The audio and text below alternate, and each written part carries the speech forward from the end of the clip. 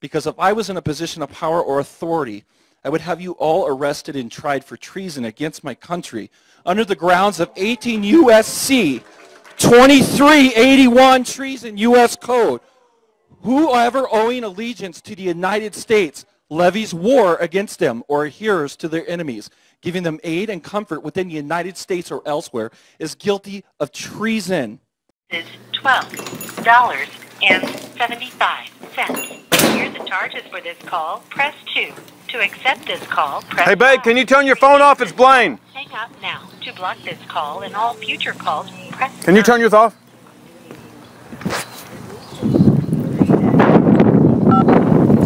Hello. This call will be recorded and subject to monitoring at any time. Thank you for using IC Solutions. You may begin speaking now. Hello. Hey, Blaine, how you doing, man? Hey, good. Can you record this real quick? Yep, and we have a question for you, too. Okay. This is for Skylar. I didn't know how to get him a letter, but I would like him to get this any way possible. Are we allowed to do that? You ready? I'm ready. Go ahead. Dear Skylar, how are you, brother? I'm sure things could be better given the circumstances. I did not know how to get you a letter, so I'm doing this by audio in hopes it will come your way and give you comfort. And know I miss you very much, brother. We've both been locked away for quite some time now, getting ready to hit 16 months, and doesn't appear to be much of an end to it. But I keep hope and faith alive every day, the best I can, as I'm sure you do as well. It is a shame now that we all have proven our Constitution in a U.S. courtroom is no more than toilet paper compared to case law. It amazes me that our country has come this far in just 241 years. Our founders, I'm sure, would be disgusted, never mind rolling in their graves. How can the supreme law of the land be so meaningless now? I hope our efforts and sacrifice will not go down in vain. Me and you have shared some good times and memories, whether serving together at the Bundy Ranch, or our time hiking and stomping miles upon miles, drenched from summer heat and monsoon rain on the U.S. border, defending from drug cartels, terrorists, and saving lives of innocent Hispanic families being left for dead on the U.S. border. Me and you went through some tough terrain and mountains that I remember, or when me and you were just hanging out at my house with my kids. My daughters love you a lot. They ask about you from time to time. I want you to know I have great respect for you and your service for our country, not only as an honorable U.S. Marine, but as a man in defense of our Constitution. We all paid a heavy price. This movement has been the freest I have ever lived. I'm glad I got to share some of those fun times with you.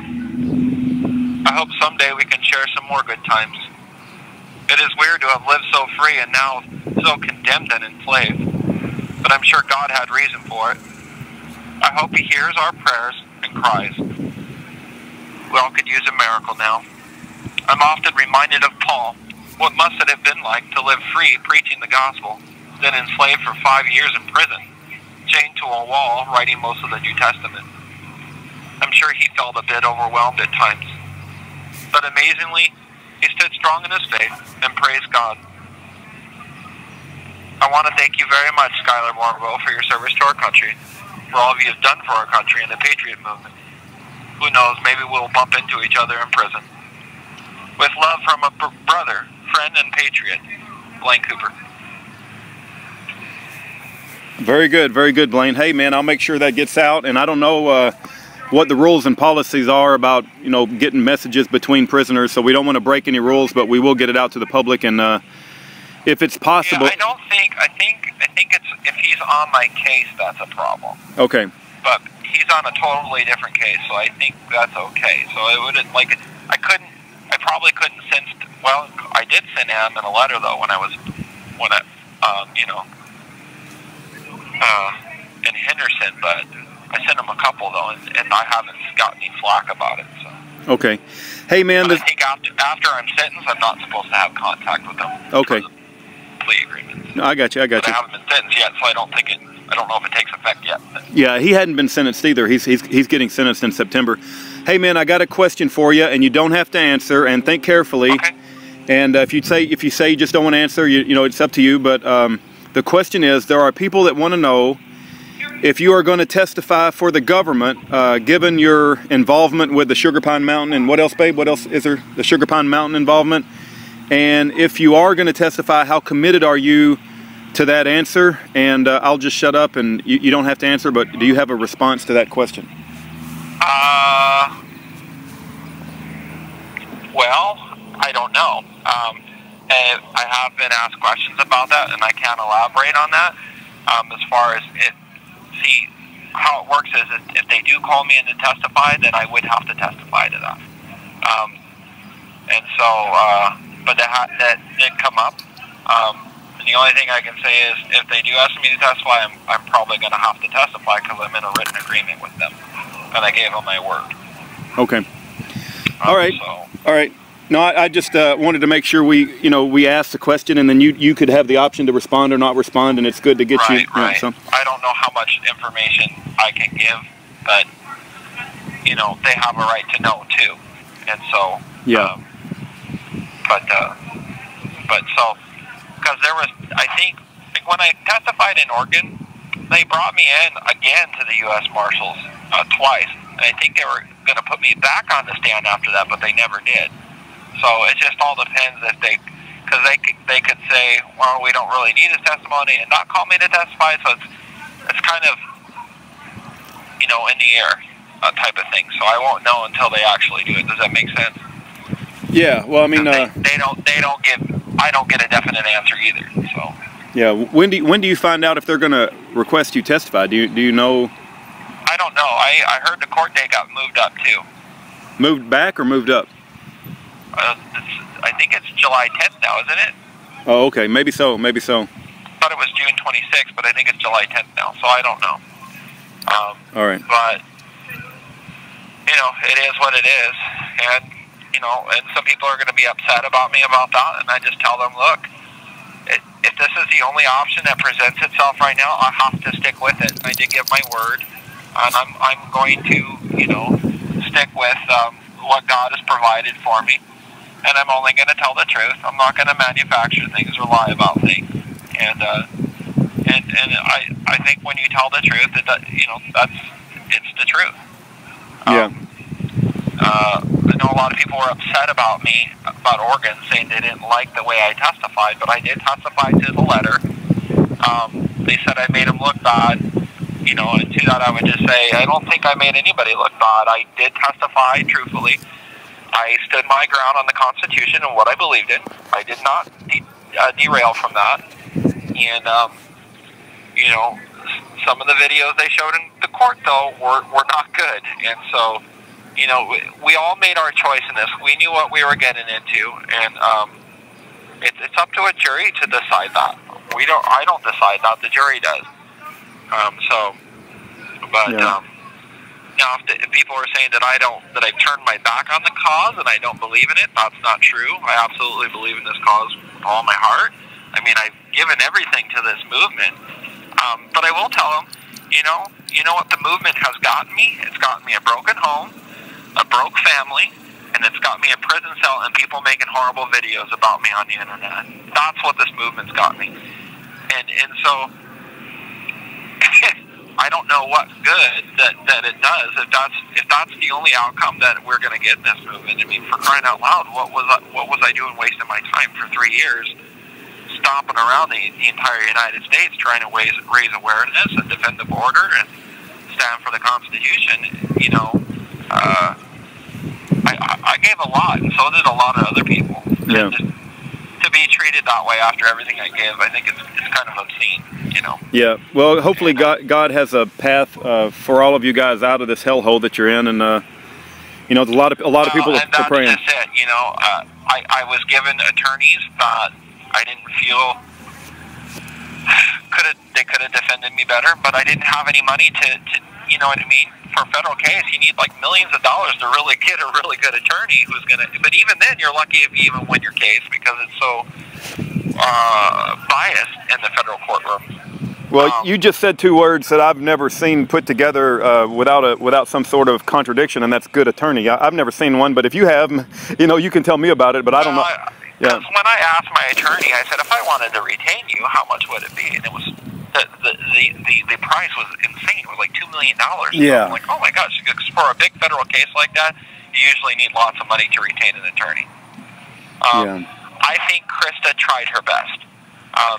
And I think Matthew tried his best too. But I think they could have done a lot better. I mean, they weren't communicating with me the way they probably should have. And then, you know, but the federal government's wheels turn really slow too.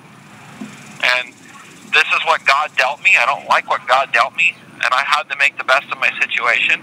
And I'm sure everybody else is going to make the best of their situation. So I chose this route. I know it was a route that a lot of people wouldn't want me to take. You know, it's a route that I normally wouldn't take because I hate the federal government. But, you know, what am I supposed to do? I am a father. I have kids, and I have to think about my family. And as crappy as that might sound to people, it is what it is. What do you want me to do? Are you only going to be happy if I'm in a body bag or doing 100 years at Leavenworth? And I have to make a choice. You know, that's not an easy choice because I love my brothers. I love this movement. But I love my kids too. And, you know, I had to, this was the only option that presented itself that could potentially help me get home to my kids. Yeah, no, I understand, man. I completely understand, and I appreciate you responding. I wish I wasn't married and I didn't have kids, because it really wouldn't be that big of a deal to sit here at this point, you know what I mean? But my kids are already, you know, 10, 11 years old. Yeah, my oldest is going to be 11 years old next month. I've missed 2 birthdays now. They're not getting any younger. Yeah. And I can't tell them, hey, Daddy's got to be a martyr and go to prison for 100 years. I'm sorry. You know, I can't do that. Yeah. And so, well, it wouldn't be 100 years, but it would be a long time. And the next time I see my kids, they might be married. And I had to do this for my kids. It wasn't an easy choice. Well, I know it's certainly not easy on your wife, getting evicted from the house you lived in, and she's looking for... and that's the thing. You know, my wife's getting evicted. Not a lot of people have called her to ask her she needed help. You know, and so I think one person, Andrew Combass, and I think he said some other lady reached out to them to help them move. And it just kind of amazes me, after all my followers and everything I did in this movement, only 2 people were willing to step up and help my family, and that's sad. And so, you know, people in this movement, you hear them say a lot, well, we're with you in spirit. Well, I'm sorry, you have to be there in person. It doesn't work if you're in spirit because there's power in numbers.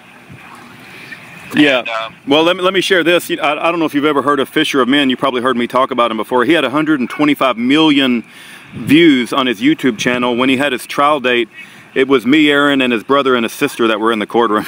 You know, so there's 125 million people that have watched his videos. He had like ungodly number of subscribers. One of the most popular channels on YouTube that was exposing the Illuminati. And yet when his trial date came and they tried to put domestic terrorism charges on him, it was Aaron and I and his brother and his sister. I expected the courtroom to have a lot of his followers and supporters to, you know, at least show support. I don't know. I don't know what the answer is, Blaine. I mean, there just doesn't, you know. I don't know either. And that's what I would tell people. You know, if you want to knock me and hate me for what I'm doing, you know, I don't know what the answer is, and this is the only answer that I can see possible right now. And I just hope that you guys know that I did do a lot for this movement, and that I gave a lot of my life to it, and it's left me. I got nothing now, and you know. It is what it is, and I hope that you guys will forgive me and respect me for that. But I also hope that you will understand too that I do have a family, and I have to think about my kids. And if anybody else is in my situation, they cannot tell me with a straight face that they wouldn't do what they could to get home to their children. I'm sure they would. You know, they're gonna try any option they can that might get them home to their family, and. You know, and so it's a tough choice to make. You know, I don't like it, but what do you do? Yeah. You know what I mean? I mean, if people got another option for me, by all means, let me know. No, I understand. Yeah. We know they're not going to let us out of the plea, so I can't do that. Or I'll do more time. And people know that I do have, you know, a felony on my record from like 10 years ago. And so I have to take that into account, that they can use that against me. And so at this point, I'm just trying to do whatever I can to do is honestly, you know, I'm not going to, you know, like I said, I'm just going to tell the truth. And if that helps me get home to my kids, then I'm going to do that. Just, yeah. You know, what else do you want me to do? Right. I'm kind of stuck. You know, unless America's planning on rising up with 3-4 million people and they're going to come and get me out. I don't think that's going to happen. Yeah, what I say is that when they killed all those kids at Waco, they didn't rise up. So what makes anybody think they're going to rise up now, you know? So exactly. And so, you know, it is what it is. Everybody had a chance to come out and stand with us. And to tell you the truth, had a lot more people went out to the refuge and protested and said, no, this is wrong what you're doing to people, I honestly don't think this would have ever been an outcome. But, you know, you can't expect us to win a war and fight a battle with a handful of people. It doesn't work that way. It takes everybody, you know, and we did what we could with what little we had. We woke a lot of people up, and, you know, there's only so much we can do. I mean, I'm just, you know, the rest is up to God, you know? Yeah. Hey, Blaine, Aaron had a question for you. I was just wondering how your family is today. I'm sorry, I can't hear you. I was just wondering how your family's doing. Good. My kids are back in Missouri visiting my mom, and they're having a good time out there swimming. So every time I've called them a couple of times this week, and they've been really tired. But my wife, she's just working hard. She's trying to get things packed up and ready to move. They haven't found a place yet. They've had some possible leads, but they've already had applicants, so she's just filling out an application in case that falls through. But so, you know, she's really in a bind. She's going to have to move most of that house by herself. And Andrew Combat said he's going to go over there and help, so at least she has his help. But, you know, it makes you feel kind of helpless because you're like, man, you know, my wife's out there suffering, and I can't do nothing to help her. And it's a really helpless feeling. Yeah. Hey, regarding the prison you're at, do you know if they have any ability to send email? Like a lot of these prisons, I have the ability to send emails. That doesn't exist at your prison, right? No, okay. Nothing. This place is really weird. It's one of the dirtiest jails I've ever been to, and I mean, sometimes there was people defecating in their towels one day because they weren't allowed to go out and use the bathroom. Wow. I bought an extra cup on the commissary so I can pee in it because sometimes they just don't let you out to pee, and I have to pee in a cup. Yeah. Joshua. And so it's kind of like a modern-day dungeon. It's kind of weird. Menendez? Martinez? You know, and what's that? Go ahead, Aaron. Joshua Martinez is out. Is he? 15 days he was in. Praise God. Yep. I think he was in the dorm right next to me, but I never seen him. Somebody came over and said that he said hi, and I was like, oh, right on. So, but this jail's got other perks too. Like there's a classification lady that works here. Her name's Miss Landro. She's really an awesome lady, and she tries her best. She works really hard, but she has these classification lines, and they're long. And she's got to deal with 100 inmates, and so I couldn't imagine the stress she's going through because she has to do this in the whole deal. She gives them phone calls and you know, gives them shoes so they can work. And so she's really a neat lady. She's a real nice lady. I think she's really underappreciated. So there are guards here that I respect that I think are people that work here that are really good people. And there's bad ones who are jerks and just really don't care about, you know, you know what they say, they're criminals. Well, you know, let them rot type of things. Right. And so it is what it is. You got to take the good with the bad. And 1 minute remaining. I just try to live day by day. Yeah. Well, The food's terrible. I think this is the worst food I've ever eaten in my life. My 9-year-old daughter couldn't survive off it at the rate she burns her calories off. She'd be dead in a week. yeah. Do you have a Bible with you? Do you have a Bible? I do. I have a study Bible that I wrote and got ordered in from what do they call it? The Living Waters Project there in Oregon, and it takes about 2 weeks to get it. It's a great study Bible. It's a New King James. Okay. I'd rather just have an old one, but the new's all right. I can live with that. But and so it's got some good study material in there. Okay. Well, you mentioned last time, right as it was hanging up on us, at some point, if you want to do a salvation message at some point in the future, we'll make sure we get that out if you want to give a testimony or whatever. Yeah. I'm gonna go ahead and I'm gonna write that up here this week, I think, and then I'll call you guys and we'll get it out because that's important. Yeah. Well, hang in there, Blaine. I know it's tough. Just hang in there, buddy. And the Lord has a path for everybody. It hung up on him. All right.